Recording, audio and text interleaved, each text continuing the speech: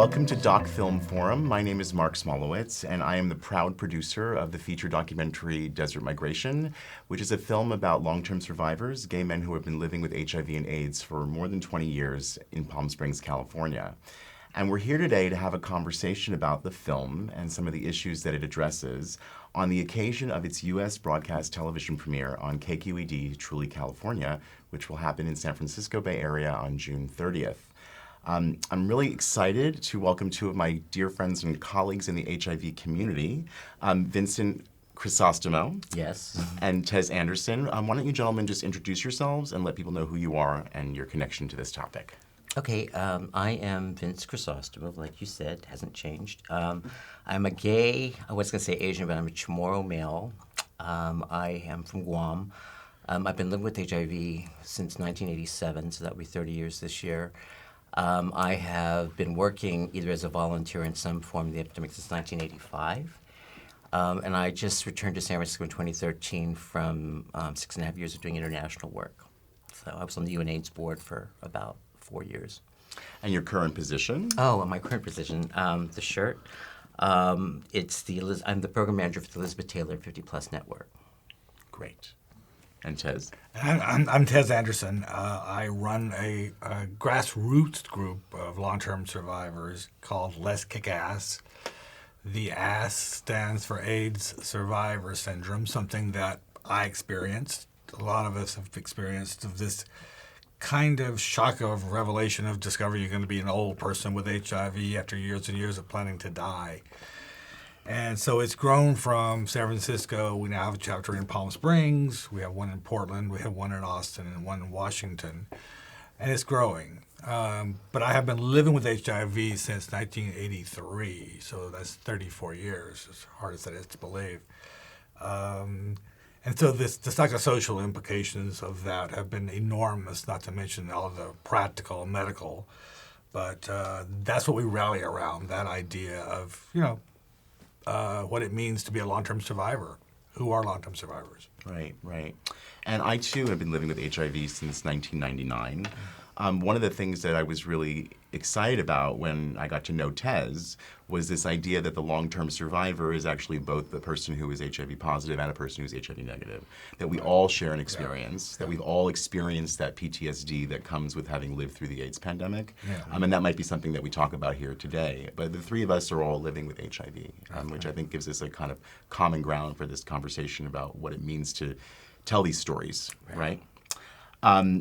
So I think I'll start by kind of, sort of contemplating this moment.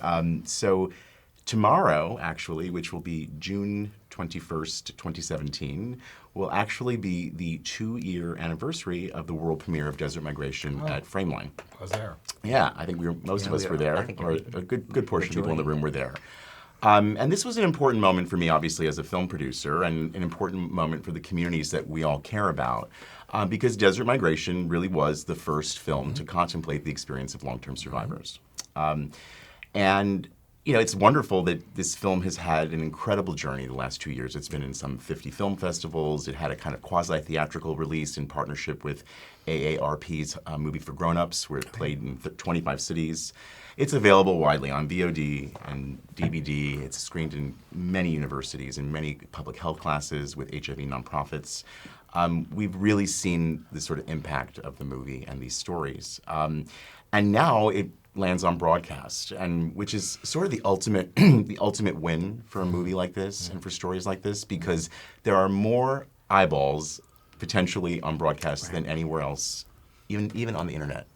More people have access to public television than any other sort of media format available to them in the United States. So this will be the premiere on Truly California in San Francisco, and then in September, it's going to roll out again, this time nationally, across the PBS system. Great. And we're going to time that rollout with National HIV/AIDS Aging Awareness Week, right? Day. So, that week. Which is the 5th anniversary of the birth of Let's Kick Ass. Right. So I wanted to kind of open up a conversation a little bit about these anniversaries so people could sort of, hear about that. So So here we are in June, which is our Pride Month, and we love that. And June 5th has become an important day for our communities, right? And so I'd love to hear from both of you kind of what June 5th is, what it's come to represent in just the last few years, and kind of how maybe both of you marked June 5th this year, and how people that you care about marked June 5th this year. It's an ever-growing, day of importance for us. Yeah.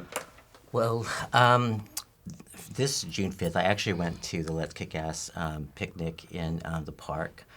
I think it was 2014 when I participated in my first one, and we brought the community out. And, it's a day, this year I actually took the day off, because we had the picnic on Sunday. And I kind of always a bit of sarcastic when it comes to these days, because I'm like, if you didn't listen to me for the other 364 days of the year, why would this day be any different? And when I was working internationally, I also found out that when someone didn't see something from me on World AIDS Day, that people actually took notice, like, hey, where's Vince in this? But I think it's important because every year that there's an awareness day, you have a chance to focus. And it's great if you participated in one of the first or the second or the third, and if you feel like you don't have to do that, but at least there's one where someone who's coming for the first time. And there will always be people who are joining something for the very first time. And that's where I think the awareness and the power is. What else happened? I also went to the Summer of Love on that right after. It was just convenient they were right next to each other. And I think that that's also, what that told me was like, at one point HIV will just be one in many things that have happened over the course of our life. And so I'm glad that there is a day that we can, I used to say, I still probably say this, but great, another day where we can all just feel miserable or bask in our misery. But I don't think so. I think, lately, especially since I've been doing the work with Elizabeth Taylor 50 Plus Network, these days have become more celebratory. Like, it's not, like, I'm not afraid to walk out into public and see what might happen. Like, I might fall apart, or I might show that sign of weakness. As we were talking about before we started screening, you have to always say the politically correct thing. And I don't have that fear anymore. So just to build on that, 1 second, Tez, so June 5th has now become officially National HIV Long-Term Survivors Awareness Day, right? So we call it something, right? Yes, well, that's Let's Kick Ass originated that day, right, in 2014. Had a longer title then, and now, as of 2 years ago now, it's up on AIDS.gov as an official awareness day. Right. And every year has grown and grown and grown. And this year, the press from around the globe was remarkable. I did a long blog post on letskickass.hiv about the response to it, because it has turned into a day of celebration. That's how I pitch it. It's a day of celebration. This year's theme was HIV resilient, because due to the fact that I've been alive 34 years with HIV, there must be something about me that's resilient. And I think that focusing on our resiliencies and focusing on the strengths is a better way of looking at survivorship than through all the losses and the grief and the illness that we've been through. You can look at both things, but also please look at the resilience. So this year it was astounding, the response we had. It was just a lot of organizations. New York City did something, Chicago did something, Florida. It was all over the country at events. And it's been kind of an amazing thing to watch people embrace it. And it really is more of a celebration of our survival. That's what I want us to do, is to sort of feel empowered by the fact that we are survivors. And to sort of say, it's not that survivors, it just means just getting by. Survivors, just however we define it, and it's a point of nobility. Right. And I've always wanted to make long-term survivors of HIV equivalent to survivors of other atrocities, the Holocaust and other atrocities that lost people, and cancer survivors that people lived through and survived. And HIV survivors don't seem to have that sort of same level of respect, if you will. And that's one of the things that I'm focused on trying to do, is to ennoble our experience of survivors, because, it was not an easy time to go through, especially in the first 20 years. People were dying so dramatically, and we were all caretakers, and we were all planning to die, at least I was. And I spent a lot of years planning to die. I just didn't plan to live. You know, for me, one of the things that I hope happens with this is that it doesn't become, it actually is about the people who survived. It doesn't become about any one organization. Because That's you know, important. one of the things why I think desert migration was so important, because like maybe you didn't see yourself up in the film. But, so what is your story? And I think that's one of the things the HIV Story Project has done really well, is try to capture the diversity. Thank you. And that's why always every time you guys call, I'm like, if you want us to do something, you know, I will call, I will bring people, whatever. But it really has to be about those who survive. You know, being from Guam, and I don't know how much more people are going to feel about this, but, you know, we're a product of colonization. And I know what it's like to have someone come in and write and tell your story, and you find that that's not what it is. And so I think it should be about the people who survived. I think it should be about what they want, because we did survive this epidemic. We did survive, you know, and I do a lot of media work, and I often get asked, well, what was it like to survive? And sometimes they'll ask me that question 4 or 5 times during the course, and did I not answer it right the first time? You know, I think what we're looking for, I think what people are searching for is some to validate what their experience was. And so I think the more options that you have, the more things you get to see that you can expose which is why films, what actually what you were talking about earlier, seeing yourself on television is so important. And for people of color who don't often get that, you know, it is important. It's also important that we learn from the past and not repeat the same mistakes. So I kind of wish they were taping the stuff that we were talking about before we started this forum, because the stuff about gender, the stuff about the history, just a lot of stuff that we talk about often doesn't make it to the broadcast piece. Right. Well, I think, you know, to kind of build on this a little bit, and I'll try to steer us through some ideas around these issues and how it relates to the film. One thing that I thought was beautiful was on Facebook on June 5th, you know, many of us who are long-term survivors posting a picture, having a voice, you know, making an I statement and saying, I'm a long-term survivor, I've lived with HIV for X number of years, I tested positive in blah, blah year, this has been my journey, up, down, all around, you know, I'm here, I'm still here, right? Yeah. And the numbers of folks who are doing that on June 5th is remarkably growing every year, right? What's interesting, because the three of us have been sort of involved in this conversation now for a few years, right? So going back in time, just a few years, when Daniel Cardone and I were the director of Desert Migration, you know, we met on that first HIV Story Project film, and I'll talk about the HIV Story Project in a minute, but we met on that first film, Still Around, which was present day stories, if you remember, really putting a diverse face on HIV, you know, at the 30th anniversary of HIV in 2011. He moved to Palm Springs, sent me an email and said, I'm noticing something down here. You know, I'm seeing a community forming of like-minded people with a shared experience of having lived with the virus for a long time. And in this particular community, Palm Springs, there's interesting tropes and nuances of how this community is forming and kind of, you know, collectively identifying itself. You, if I recall, we're launching Let's Kick Ass right around the same time. And so Daniel's email came into me, and I'm thinking, wow, and this new network, Let's Kick Ass, is forming. I was becoming more aware of 50 Plus Network at the AIDS Foundation. Had just joined 50 Plus at the time for the first one. And it really seemed like there was this kind of groundswell of people's awareness coming to the forefront. And then all of a sudden there was an article in Newsweek about it. And so I thought, okay, we're on to something here. There's a movement in motion of people who have been through something together, have a shared experience, and want to put a face to it, want to put a voice to it. So I would actually love to have both of you sort of take me back just a few years in your own experience, in that really nascent moment. Like, what was the epiphany that went off for you, where you understood that you could make a difference for long-term survivors, for yourself and for others in your community work? I'll tell you what it was for me, was the idea that I went through a really horrendous 4-year period where I was depressed, I was anxious, I got suicidal, I couldn't sleep, and when I did sleep, I was having nightmares. I was having a lot of psychosocial issues, and I was very angry. And I thought I was losing my mind. I mean, I really thought, oh, I've had HIV this long, it's gotten to my brain. And then one day I was watching a show about post-traumatic stress disorder, and I thought, well, that sounds similar. And so I began sort of researching what it could be.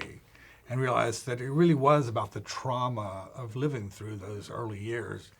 And having lost so many people. And sitting beside a bedside of a lover dying in 1999, you know, after everyone else was like back from the Lazarus Effect. Everyone's back from the dead. And Gary was there dying in the hospital, you know. So it was a time that was filled with a lot of loss and a lot of fear about living, about how long am I going to live. And I just didn't plan on living to be an old person with HIV. So that was the big crisis point for me. That was a turning point. And then I began sort of talking about it individually with friends over coffee who were survivors. And they were like, oh my God, something similar happened to me. And I thought, well, if these 5 people have had this happen, there must be others. So I started to put together a group of people to have a town hall about that at the LGBT Center here in San Francisco, September 18th, 2013. And 225 people came. And there's a room full of people who felt... I remember I was there. You were there. Yeah. who were like, oh my God, I can't believe this many people survived. And then one of the things that taught me was that a lot more of us survived than we knew. There's this meme in the world that we lost an entire generation. Well, we lost a lot of a generation, but there's a lot of us left. Right. And I think that we've hidden out because we feel like we've been forgotten about in this epidemic. And now we're sort of stepping forward into the light and saying, I'm a survivor, you know, here's my experience. Let's start meeting the needs and issues of our cohort because, well, we kind of deserve it. You know, we've been through hell and back. I started being dropped into a war zone. I moved to San Francisco in '86, and my memory of it was like, I've just been dropped into a war zone. People were dying, and I moved, a month later, I tested positive, even though I'd seroconverted 3 years before. It was like, you know, I wasn't ready for that at 26. We were doing this stuff young. We were doing this stuff as kids and doing this stuff of old people and you're a young adult because it screws with your ideas about midlife and old age. Right. What about you, Vince? For me, it depends on what year we're talking about. Yeah. It seems like almost every year I have some kind of an epiphany. And you know, some of those are, in the beginning, a long-term survivor was only a year. Because back in the day, you know, many people didn't live. You found out, particularly from my Asian and Pacific Islander community, most people presented in late stages. Right. And so they were dead before you even knew it. And then I remember every year as I've, you know, grown, thinking this is my last Christmas, so I've got to make it worth it, or this might be the only birthday that I have to spend, or going out to dinner with someone. And a lot of times this actually happened. This is the only time I'm going to have dinner with this person. So sometimes, you know, we'd never want the night to end. But I remember I was in Asia, and they had just given me a diagnosis, which, again, was potentially fatal. This was like 2012. And she told me, you have to understand, you have had drugs that we've never had here. This was in Thailand. You have experienced things that we've not seen. Most people don't live past 5 years. We don't know how to treat you. And so I immediately thought, I also don't know how to ask questions because the language was a barrier. And I said, well, can you write me a prescription to go to San Francisco?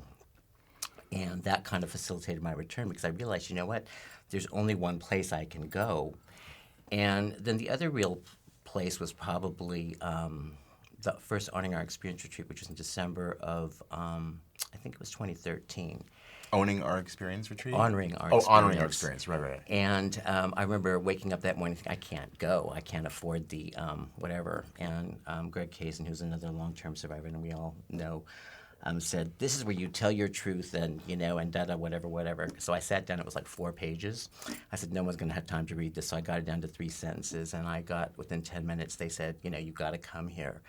And it was, I think we had our first snow in California that time. And then we had to, it took like 14 hours to get there. And I thought, oh my God. But then I got there and I thought, you know what? I see all these people. We're all survivors. We lived to this point. And then there was this thing where we did the first heart circle.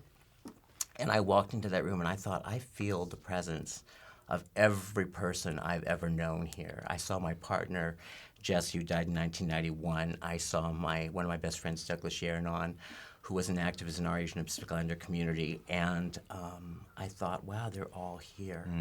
And so that this is the start of something else. This is the start of something different. And it's been a struggle because, you still don't know. Like a month after that, I was in an ambulance. They thought I was gonna, so I saw the ambulance doors close. I thought, this is the last thing I'm gonna see. It's an alley off of Market Street. And I'm like, and I thought, one of my friends, his name was Sonny, Ward 86. I showed up, this was 1992, and I got a message that he had died. So I said, well, okay, it's only been about 10, 20 minutes they left that. I'll go upstairs and I'll pay my respects. I got up there, and he was still alive. He said, Vince, it's like his mother and the priest were praying at the bottom of his bed, and they said, they called me back here. Can you believe this? But he said, Vince, it's great. He goes, when you go, when it's the end, he said, everything's okay. And if it's not okay, then it's not the end. And so I thought, am I okay with this? And I actually thought I was. But then Let's Kick Ass was starting. Owning Our Experience was starting. There were all these things starting. I was like, you know what? I'm not okay with this. It's like, I want to see what happens next. Mm-hmm. And so by the time I got to wherever I was going with, I think it was Davies Med Center, the symptoms, whatever was happening, had cleared. And so I thought, you know what? I did survive this. What you were talking about earlier, the resilience that we experience as a community. And I said, this is, it was like, that was my, I am woman, hear me roar moment. I don't know, or I am whatever. I am who I am and hear me roar. Yeah, I am what I am. And from that point, it's been very different. And I needed a job. And 50 Plus came up. And actually, my friends had been sending me the announcement for a long time. And I thought, no, I'm not going to do that. I did my part. I'm done. And but I needed a job. It was either that or general assistance and food stamps. And so I interviewed and I got hired. Right. And I said, this time I'm going to do it my way. It's not going to be about the organization that I work for. It's going to be about my community. That's wonderful. And I'm going to do whatever it is that they need, whatever they want, positive, negative, gender. And I've been lucky because I've been given the resources and the will to do this. And it shows, Well, I think, part of it is that we are a community in number. And I will come back to the aging piece in a minute, because I think we can talk about people who have been living with HIV for a long time, and that's one population. And then there's people who are aging with HIV, which is sometimes an overlapping population, but then we also have the concerns of people who are testing positive who are 50 and over, right? Which is another kind of conversation. But kind of wrapped around all of that is this idea of storytelling, right? Okay? Yeah. So for viewers and for background, so in 2009, Jorg Fogeley, who's a filmmaking partner of mine here in San Francisco, the two of us co-founded a nonprofit called the HIV Story Project. And I don't think we even really knew, what it was going to become. We just had an idea. It was an impulse that there had not been enough filmmaking about HIV and AIDS in the first decade of the 2000s, and we were concerned that why had we gone silent? And I knew I was living with HIV and that there were many nonprofits, many that probably have helped people in this room, Shanti among them, Project Open Hand among them, that had helped me. And that I wanted to kind of figure out some way to give back as a filmmaker, right? And Jorg was in agreement, and that our first project still around was 15 short films that came out of all those nonprofits. And so it was this beautiful, diverse experience, right, of people who were living and thriving with HIV at the time of the 30th anniversary. And that was something that was very deliberate for Jorg and I, that we wanted to focus on the present day stories, the people who were living now. Right. And if you remember, around this time that I was asking us to kind of think about again, when the zeitgeist of the long-term survivor was becoming talked about by all of us, we made a video at the National AIDS Memorial Grove for Let's Kick Ass, right? It was the first public service announcement to put a face on long-term survivors and to get this message across. You appeared in it, you appeared in it. And to this day, I think 4 years later, it's a beautiful piece. It holds up extremely well. Right. And at this point, it's been viewed online over 15,000 times. Right. I mean, which speaks volumes to the interest. Of the interest. And people, and I keep getting emails and messages from people saying, I just watched the video, I'm in tears, or thank you for explaining this to me because I didn't know that there were others that were living what I was living through. So thank you and Jorg for putting that together because it was such a well-shot but you see, thing. But the power of it, the stories that everyone told. We had a diverse group. We had a woman because a lot of times women are left out of this conversation. Exactly. Everyone assumes, Desert Migrations is about gay men. But, it's a lot of women, a lot of transgender, a lot of people of color who are also long-term survivors, and those voices were muted. That was probably the first thing that actually put us front and center. And if you see, that's what people respond to. Right. They could really care less about most things that, like with World AIDS Day, you come here and they would give you a keychain. This was another thing. I'm like, wait, that's not going to do it. Red ribbon. But Thanks to the keychain, but what door does it open? It's going to, exactly. It's going to lay somewhere. Whatever, and that was one of the reasons why I didn't participate for so long in those things, because I thought this just trivializes our experience. But that film actually captured the diversity of our community in the best way that it could. The people that were chosen, it helped that they were really articulate. Right. And it also helped that it was beautifully shot. Beautifully. But I think and every year you can repost that and someone will again see it for the first time. And to your point about reposting it, right? That is what I think is so important to remind people of, is that these stories are powerful. Yeah. They have staying power. They have shelf life because they cut to the core of all aspects of human experience. And let me bring it back to Desert Migration for a second. Yeah. So one of the things that we did in Desert Migration, to kind of speak a little bit about the filmmaking process. So Daniel, the director in Palm Springs, we met with some 40 men, okay, and it had like kind of a casting process. And that kind of got cut down to 16 men who were seriously interested in appearing in the film and were open to their lives being kind of a part of the story.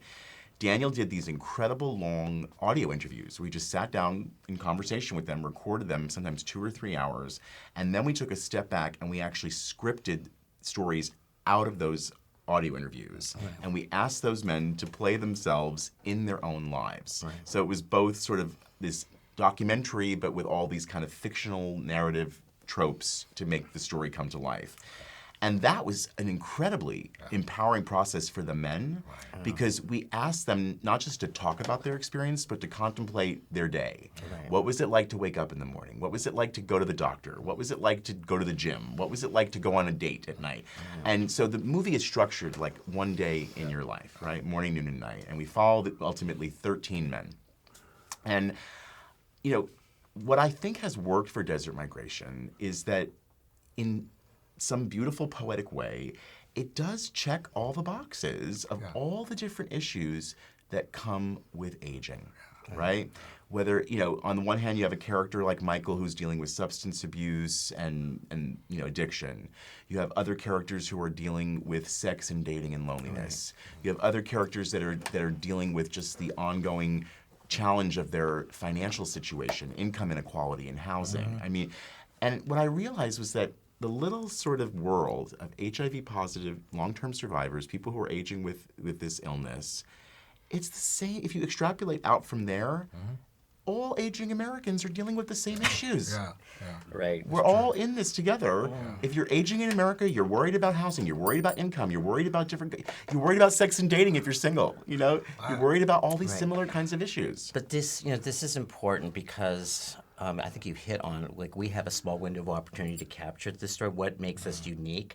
Because I do a lot of work with the Department of Aging and Adult Services. I'm the chair of the HIV and Aging Work Group. And I'm thinking all of our issues are just going to get lost because everybody, is at this point in their lives are looking, there's so many needs, and why should someone with HIV, even if they survived an epidemic, get housing over someone who didn't? We have to figure this out. Right. And so I think this is where bringing people together, and one of the other things that came out of the Desert Migration premiere was the Long-Term Survivors Facebook group, which I think has 3,000 to 6,000. It's a huge number of people. I know, it's but amazing. Every one of those stories that get told, every one of those things that get captured, you have an idea. I remember someone saying who said, I I didn't see myself in the film. I'm like, well, what were you looking for? And they didn't know what they were looking for. I said, well, that's the issue there. Yeah. If you don't see yourself in the film, then figure out what it is that you're looking for so you can go out there and find it. Well, this is important because I think one of the things I always remind audiences and the press and film festivals and people who play our movies is that no one movie can be all things to all people. Exactly. It's not possible, right? And we tried with Desert Migration, 13 men, very specific, community in Palm Springs. We felt like what was interesting about Palm Springs was that the conditions that created that community were very unique, right? There was a certain sort of built-in migration that was happening, not just of gay men, but of LGBTQ, right? Happening to the people moving to the desert. You know? Economic, because it was cheaper to live there. Exactly. And the weather is warmer.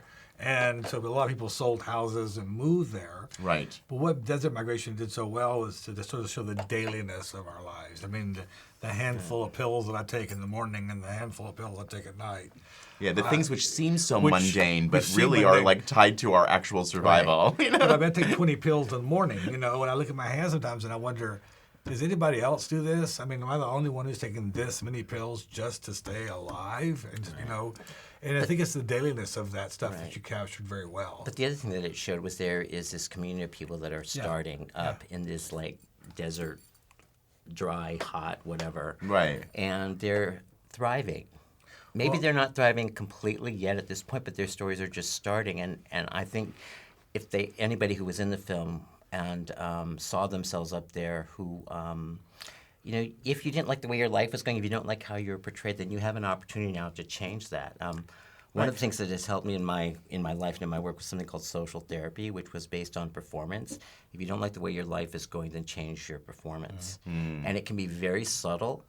But, you know, and the other thing is, you know, sometimes not everybody's story needs to get told on film. Right.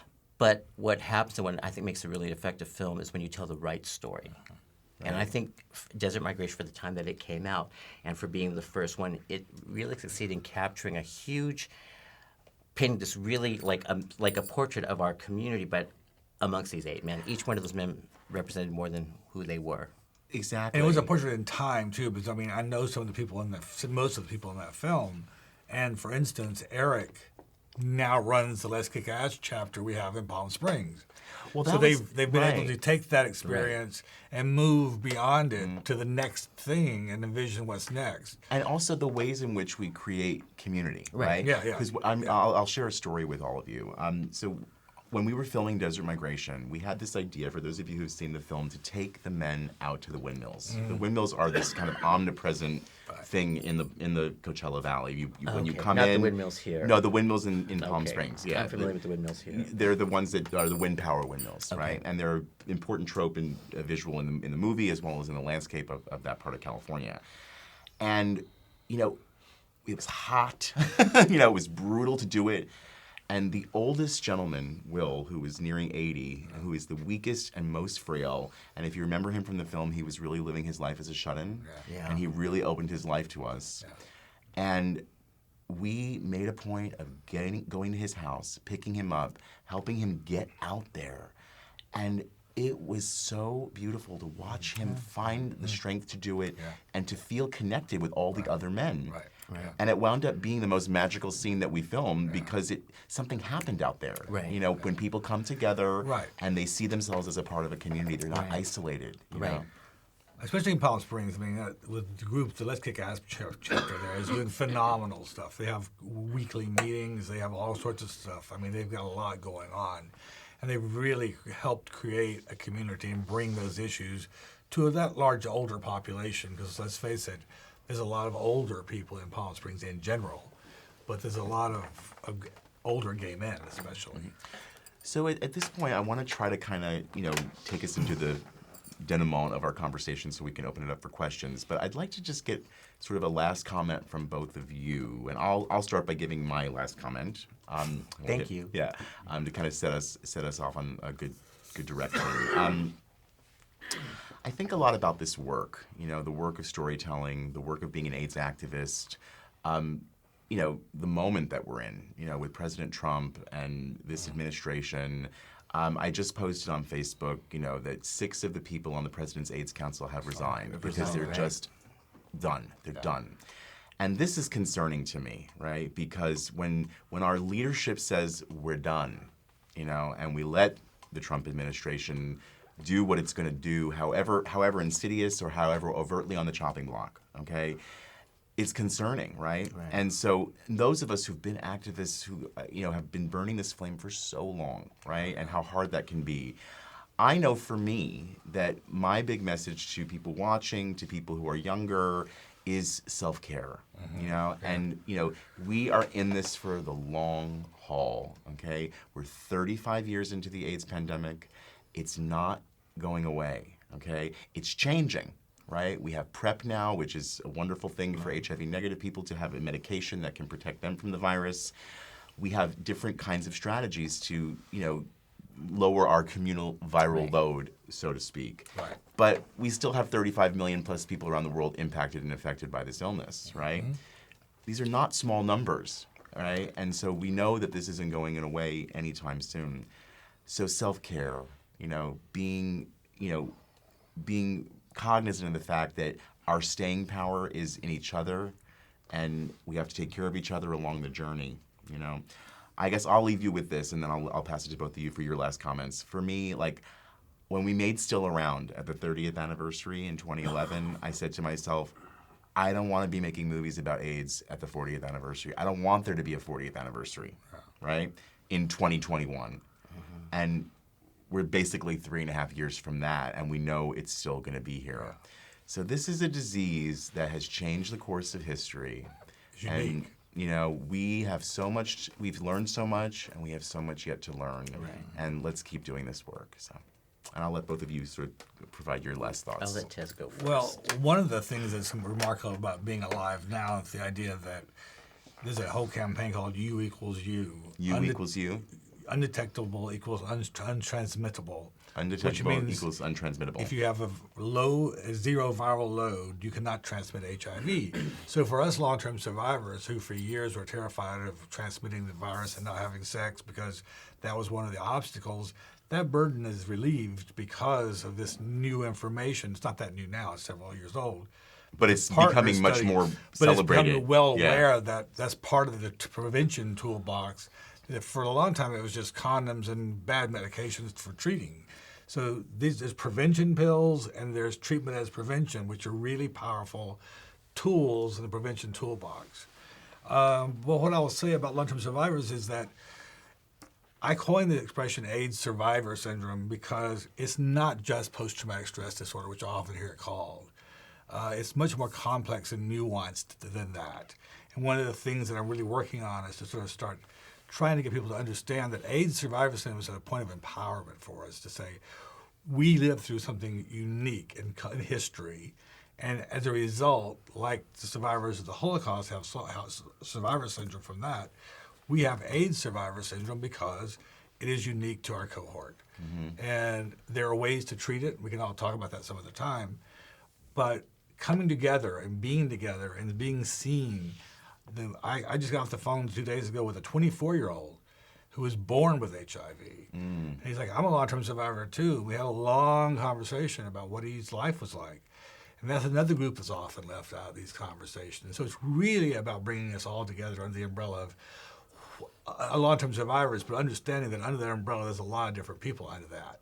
And trying to meet their needs around poverty, around future orientation. I mean, my new thing is I spent years and years planning to die and not planning to live. And so my new thing is I'm planning to live to be 100 because if I don't live to be 100, I won't know it. I won't know it. I'll be just dead. And at least I stopped living my life in 2-year increments like I did for the first 20 years. Because in '86, I moved here, the doctor said, you've got 2 years to live. And every 2 years, I'd go back to that same lovely doctor, and he'd tell me the same thing. And I spent my entire adult life planning to die every 2 years, not planning to live to be 58. Right. So I think it's... I know you are. And here I am, moderately healthy. To be quite honest, I'm a little ticked off about the Presidential AIDS Committee people quitting because it's like, if you were around in the early part of the epidemic, the only reason why you left was because you died. And the fact that just because things got tough and you have someone who's making some policies that are going to make our life even more challenging, you're like the first line. And by stepping aside and making that 6 people gone, that 6 people they can fill those spots with whoever they want. And so what kind of leadership is that? It's like it's easy to lead things when things are going well. Like I think under President Obama for HIV/AIDS, for being LGBT, things were easy. But it's hard to lead when things are going tough. And the fact that your first thing is to resign, you get a lot of attention about that. And so for me, my thing is that I think earlier we were talking about performing ourselves. I feel a lot of times that I've spent most of my adult life performing someone who I didn't know was me. Like this was someone who I'd see from a distance. But one of the things I found in the last few years and all of the experiences I've had, Let's Kick Ass, Honoring Our Experience, the Long-Term Survivor, HIV and Aging Work Group, HIV Story Project, it says that, you know what, this is who I am. I do what I do because I believe in this. Yeah. Also, these are my friends. You know, we lost, we've talked about the losses.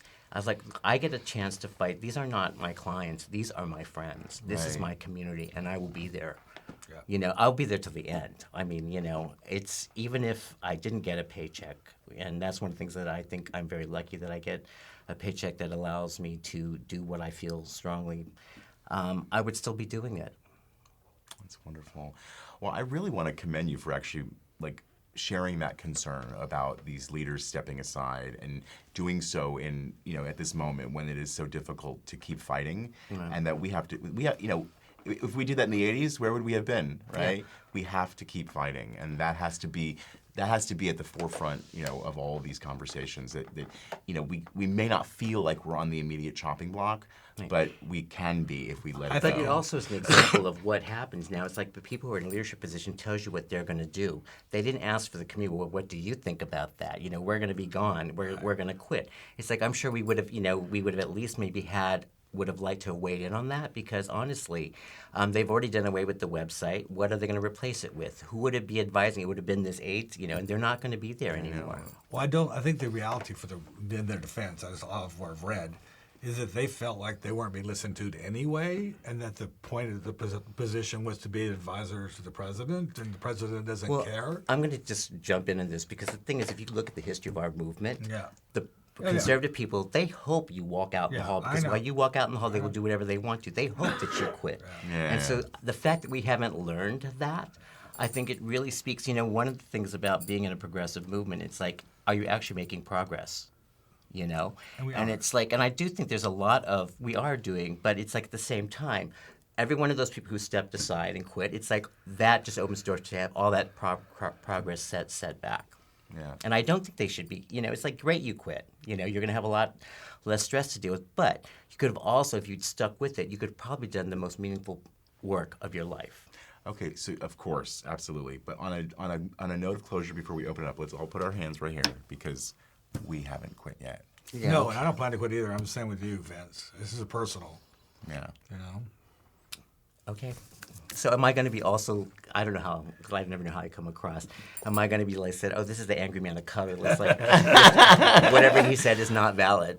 You know, but this is the thing. Everything you've said is entirely valid, and it's my job as a moderator to try to, like, you know, bring us back to like you know, where can we move forward? That's all that was. Okay. Everything you said was wonderful, you know, and I support it, you know, 10,000%. So thank you. Okay. Yeah. With that, I'm going to open it up and see what people in the audience have questions or comments or want to continue this conversation.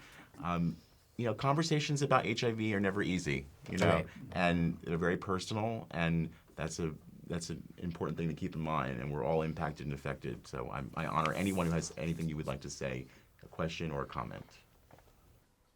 So I'm Philip, and I have perhaps a somewhat unique perspective. I'm still HIV negative. I moved here in 1972, San Francisco, and you know, went through. My friends started dying in 1981, and I lost my boyfriend, etc., because of the panic, etc. And I quit counting over the years. I quit counting at 36 friends and people that I knew disappearing and dying, and people dying in my arms. I was helping people. So I totally relate to, and I wasn't totally aware of, I was diagnosed with PTSD many times, but I didn't really truly understand it. So many, the friends who were left were basically heterosexual and all of that. Well, you know, and the pills had come along. Well, you know, you're still alive, you're still negative, what's your problem? And so it was huge when I finally stepped into 50 Plus Network, et cetera, and then went to Honoring Our Experience and had a chance to to speak my story and to start come out and be with people and recognize what we had all survived, and that I was a survivor too, and to recognize what this had done. And I identify with, I been taking handfuls of pills for the trauma and the depression and the stress and all of that stuff, not for HIV, but, for all of that. I am on PrEP now, et cetera, and, still looking for, relationship again, but this has been huge to step back in, and try to, become community again. I was honored to go to, an Academy Awards party again for the first time in many years that we used to do. It was put me in tears. So this work, and Tez, I'm doing yoga at the, chair yoga, et cetera. It's been awesome. So, and I can't discount it anymore. So I just be a man, be tough, et cetera. I just became a workaholic all those years, basically, and just worked, 6 days a week and really didn't do much else until I finally stepped back in and started trying to become part of community. Again, I'm 66 and, still, so it's tough stepping back in as older in this community and all of that too, and valuing yourself, so, I'm just with you, and part of the long-term survivors, the definition, if you want to call it that, because it's a very tricky thing to define, is that of HIV negative people who lived through those years. Because what I've discovered over the years of doing Let's Kick Ass is a significant number of people. I can't even call them allies. They're caretakers. They're much more hands-on, much more in the trenches with all of us. They were, in the trenches. And yes, you're also a survivor. You also have the same symptoms of all the loss and the trauma and also the sort of future orientation part of like, how am I going to be a whole person? Which is a big deal for a lot of us. And when you factor in poverty for long-term survivors like myself and so many of us, that's a tricky business. But I appreciate what you said, because there's a lot of folks that are like yourself. And you deserve to be part of the group in terms of being welcomed and being embraced by all of us, because we all live through those experiences. I'm so happy that you're able to speak up today, and sort of be the face of the HIV negative person in this conversation. I mean, that is absolutely an important and powerful thing to honor. We have a number of them in our group. Yeah. And also I think that, there's,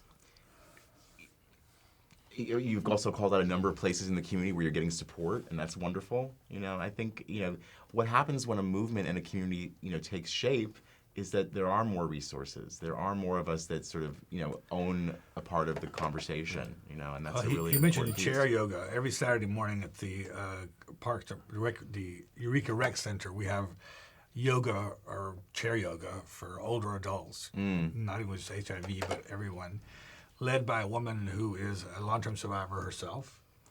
And it's about 12 to 15 people every week. We do it every week. It's free. And we also have a support group, an actual therapy group that's a support group with a therapist that meets once a week. And because we're an all volunteer group. I don't earn a salary. I'm on disability. So we do everything on the cheap because we have very little budget. But we do it because we want to help each other out. And that's kind of a really important thing to let people know that, it's services are being met. But it came from us. Our first town hall was, we took a lot of notes. We asked people in that room what their lives are like and what they needed. And we used that for programming for over 2 years. Did you want to add something? So this, the chair yoga, I knew the person, Patty, she was part of the speakers bureau that we did in the 90s. Yeah. And I'm sure she'll be okay with this story, but, if she had died then, she said, Vince, I would have been a homeless, drug-addicted prostitute. Nobody would have known me. So it was just at this last Honoring Our Experience that I went to, I think in December, where we realized we knew each other, even though we'd been hanging out for the last couple of years. Oh, that's interesting. And it was like, but this is the story that needs to be told. if you had died, just another faceless, drug-addicted prostitute, that nobody knew and nobody cared about. But in addition to the class, she's reunited with her children. And so this is another model. Like, if you survived, you have a chance to right, the wrongs or the mistakes or however way you want to look at it. You have a chance to redo your life. And now she's teaching yoga. She's got her yoga license. She's like, it's amazing. She's back in a full-time job. Her daughter is this beautiful young woman who shows up to support her. You see this, like, it's like sometimes you can't even tell which one's the daughter and who's the mother, but it's like, it's just, it's We an consider the incredible daughter thing to a watch. long-term survivor, too, because she was spent all those years with her mother being sick.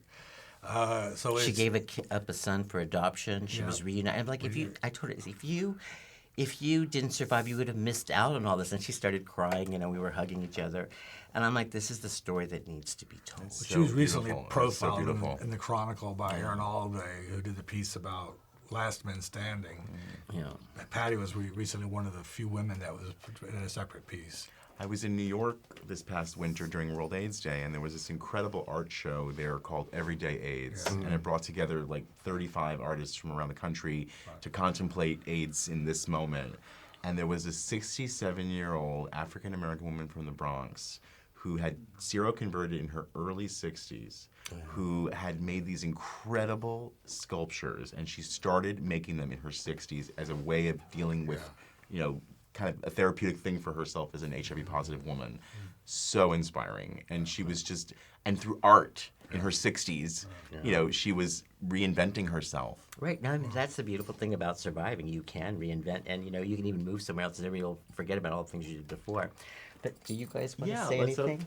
We want to pass it on to anyone else? Anybody? Thank you so much, Philip, for sharing a bit of your story. That was so awesome. Really sweet. I'd just like to underline the fact that what you were talking about earlier, the fact that I finally got to tell my story in that group at Honoring Our Experience finally was, life-changing for me. So, because I'd been holding that, most straight people, my friends, even my family, because as a result of that, I was finally able to tell my brother that I went to this retreat and I was finally able to, and he listened while I talked about some of my story, but he didn't ask any more questions. They still don't. They're just like, well, you're accepted, anybody as important to you is invited, but it doesn't go further than that. Nobody asks you, nobody, you're still the queer one, so they don't know what to ask, or it's awkward, or I don't know what it is, but, so just the chance to tell your story and be heard and listened to, and it starts a huge process. It's so healing. Yeah. So thank you. Thank you, Philip.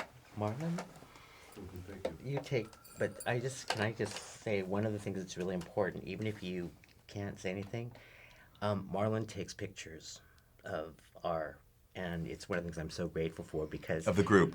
Yeah, because you can see, like, God, they were really depressed back then, but now over time you see them, they start to smile. And so that's one of the things that I'm really grateful for. Danielle, I'm going to call you out. Danielle goes and picks up the food for our group every Wednesday with one of the other volunteers. And Sid came just because I asked him. I said I needed some support. And also, we come together and we don't know where any of this is going, but the point of 50 Plus, and I think a lot of the stuff that we're doing is that we're going to do this together. We don't have to be alone. You can choose to be alone. If you're happy with that way, then that's great, and we would honor that as well. But if you want to feel connected, if you want to come together, then we will create an opportunity for you, I think. I also think there's a segment of the population, though, that are still so traumatized and so bruised by those experiences that they are isolated. Right. Because one of the big issues for long-term survivors is isolation. And depression is big too, but isolation it can't be overstated. I recently asked the San Francisco Department of Health to give me a statistic about how many people who seroconverted before 96, using that as a marker. Pre-heart, it's a long discussion. But that's the days before better medications came along. Mm-hmm. It was considered a death sentence. And there's 3,500 people over 50 living in San Francisco who seroconverted before 1996. 3,500. 3,500, which is like 34% of the people living with HIV over 50. That's a lot of people. And so his group has a few hundred, I have a few hundred, a few hundred. Where are the rest of those people? They're either thriving and doing really well and they don't need any support, or are worried about the ones that are isolated. So we always try to ask people to bring someone with them when they come to an event, or to come to a movie, or just to have coffee with them, because they're hiding out because they feel like something's not being addressed in their life, and they have a group of people, Vince, our group, everyone. We're here to support you, but you have to want to be supported, and we understand that that's tricky and it just takes baby steps. But I just want to make sure that anyone watching this who's reluctant to, leave the house, like I was for a while, afraid to leave the house, it's not so scary. It's actually kind of wonderful. And you take baby steps, and you just say hello to people, and you can take it at your own pace. But life is worth living, so don't give up. And I think, a lot of people have become comfortable in their discomfort. And you actually have to move out of that if you actually really want to create a change. And that's why I always say it helps to know what kind of change you want to make, and like what you're trying to create, because a lot of times you have unintended consequences or things that happen. But and I think that just if you have survived, it's very clear to me that you're not. Life will be a lot easier. You come up with some kind of a plan. Any story has its beginning, its middle, and its end, and it also has it also helps if you know where you want that to go, or have an idea of how you might want it to end. And I think to do that, you need to plan. And that's one of the things I've been very disappointed with in the U.S. is that I did my first long-term official national long-terms in 2006. I was on ABC, and they called us long-term survivors. There were 3 of us. It didn't set the world on fire. It was like, great. Nice. There are people surviving this thing, but it didn't. But it hasn't led. The AIDS movement also needs to have a plan. What are you going to do with us? If you look at the numbers, and 70% of people living with HIV in the U.S. will be over the age of 70 by 2020 or whatever. It's like you need to start planning for that now. Mm-hmm. And what are you waiting for? Because we've known about the drugs that are available and saving lives since 1996. And all these stories all of a sudden has not really translated into anything that's really concrete to serve us. And it goes back to the video that you did. I think that was one of the first things where you actually got to see the long-term survivor that launched Let's Kick Ass, where you actually got to see that, these people are living. There are stories to be told. There's things that need to be done. There's awareness to be raised. And as so often is the case, it's really the grassroots work that kind of makes sure that all these things are, pushed to the forefront, made top of mind for the broader public to be thinking about, the broader AIDS community to be thinking about. These are I think these are some of the takeaways from today's conversation. I'm going to have to wrap it up. I'm just getting started, though. I know. It takes an hour to get warmed up. I think we did great, so thank you all. I want to thank you, Tez, and I want to thank you, Vince, for joining me today. I want to thank all of you in the audience for being here today. And for those of you who are watching, I want to encourage you to watch Desert Migration, which is airing on KQED on Friday evening, June 30th in prime time. For those of you who may be seeing this on the web, you can look for Desert Migration coming to your city, hopefully in September, on your local public television station. It's at desertmigrationmovie.com. It's fiscally sponsored by a great nonprofit called the HIV Story Project, so you can learn about us online as well.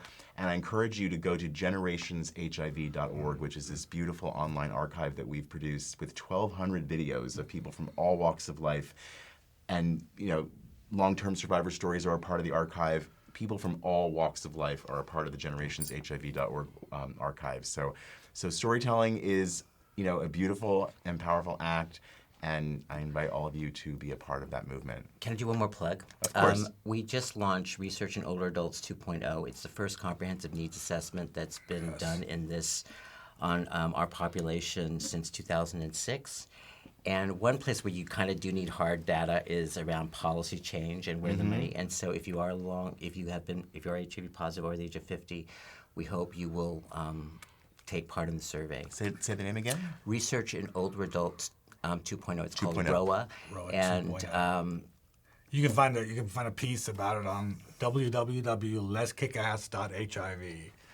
It's our blog, and we've got a post there about that. It's a very important study. It's a multi-city study.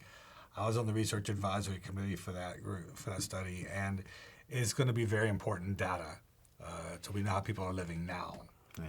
So data and stories together. And money. And money. And money. Give money.